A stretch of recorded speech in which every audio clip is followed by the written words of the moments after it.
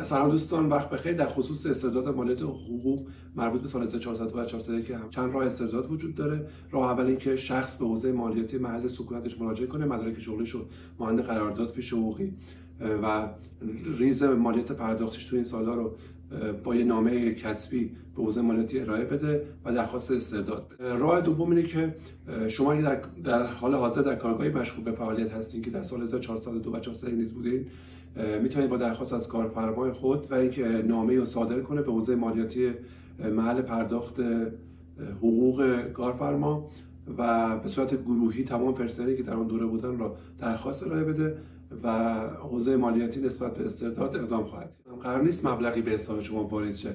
اگر شما مالیات اضافه پرداختی داشتین، قطعا از دوره‌های پرداخت مالیاتی بعدی شما ممکن در سال 1404 این مبلغ کسر شود و شما مالیاتی کمتری در سال آینده پرداخت کنید.